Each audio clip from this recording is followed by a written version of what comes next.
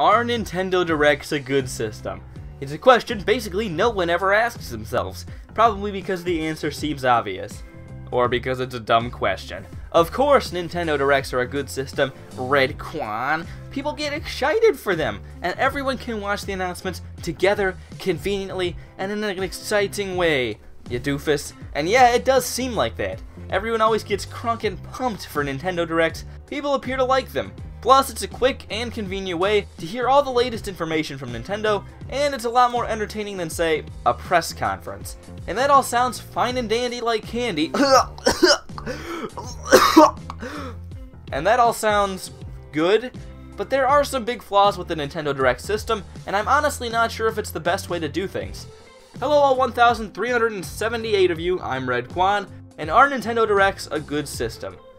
Now, like I said, I definitely understand the appeal of Nintendo Directs. They're easy, fast, and entertaining, and they're filled with exciting announcements and possible announcements for games. It does a lot of things really well. But let's take a look at the other side of things, because in a lot of ways, the Direct system isn't a great way to do things. Let's look at the number of Nintendo Directs in the Switch era. Sure, there were a number of Directs before the Switch, but I think focusing in on this roughly 2-year span gives a pretty good idea of the current way Nintendo does them. According to Wikipedia, the most trusted source of information, not counting the Directs that focus on a particular game or franchise exclusively, or Directs that were focused on the Nindies, there have been 5 major Directs, the Switch presentation in January 2017, 2 E3 showcases, and 1 Direct Mini. I took about a minute and a half to look this stuff up, so I probably got something wrong, so make sure to ruthlessly call me out on it. But if we look at it, that's an average of roughly 4 Directs per year. If these are our definition of true Nintendo Directs, which isn't exactly a lot, and that means there are pretty much 4 times throughout the year where Nintendo can make big announcements. And the problem with that is, we end up getting our hopes too high basically every time. Every Direct becomes a major event, something where we feel like anything can happen, and because there are so few major Directs, it feels like we're going to be getting mountains of big surprises that just have to be there. And whether we try to control our expectations or not, it can still be disappointing when there isn't too much to show. Let's look back at each of these Switch era Directs. How many of these have been good Directs?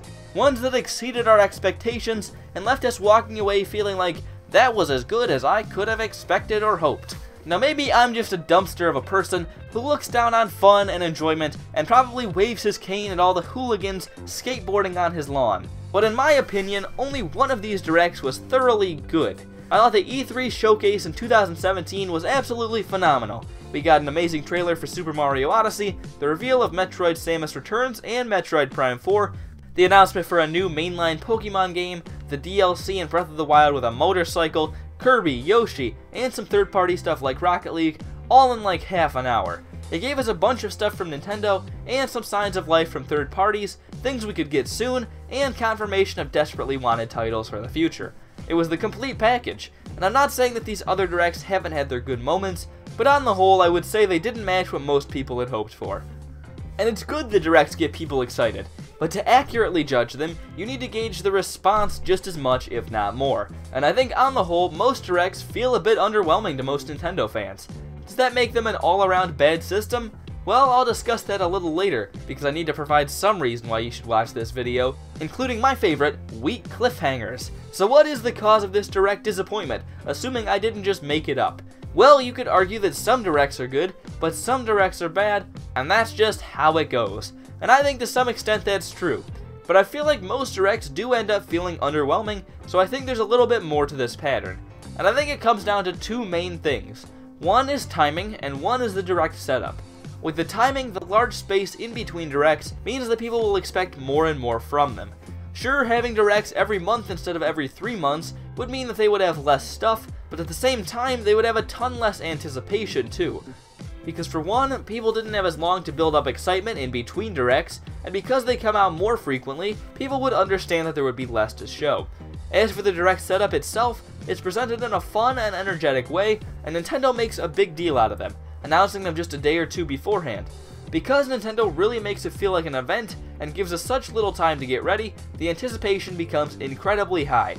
So basically, Nintendo gives these Directs about as much anticipation as they possibly could, and even if they show some cool stuff, it has to be absolutely phenomenal for there not to be some sort of disappointment. But is this really a problem?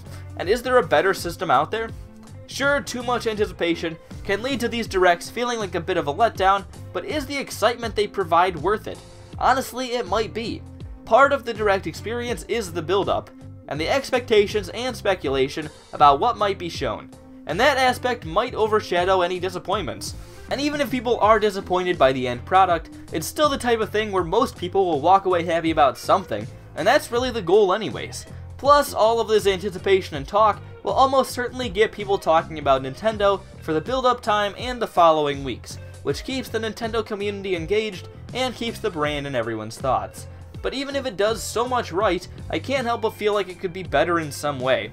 They could make these directs smaller and cut the time in between, making the anticipation smaller, but still there to some extent, which would still inform people and probably keep people thinking about Nintendo, but at the same time it does make the directs less exciting, and it might not do a whole lot to fix the disappointment problem.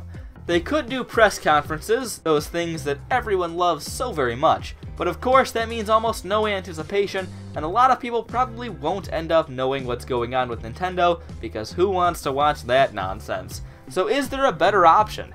Honestly, maybe not. At least not anything super obvious to me as I write this, but I can't help but think there's a better way to do things. Something that can present the information in an entertaining way, and in a way that people will be sure to see, and still have buzz around it, while avoiding as much disappointment. But I'm just not sure.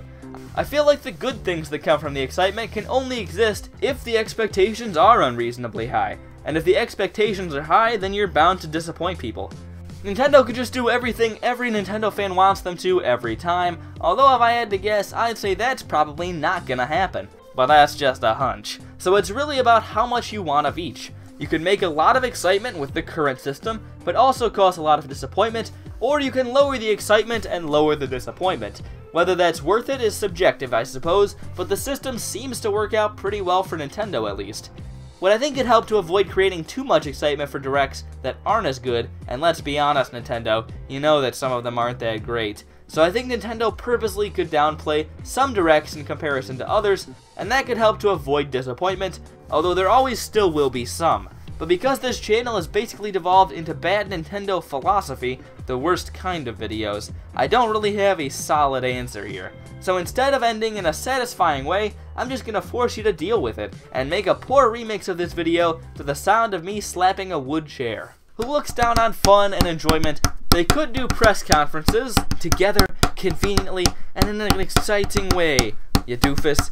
Well, I'm Redkwan. How do you feel about Nintendo Directs? Is this video topic as irrelevant as I am? I doubt it, because I'm really irrelevant. Also, did you hear that remix? That sounded angelic. I should become a professional wood-slapping Redkwan video remixer. I'd be rolling in the dough. Anyways, I'm Redkwan, thank you all for watching, and I'll hopefully see you all later. Goodbye.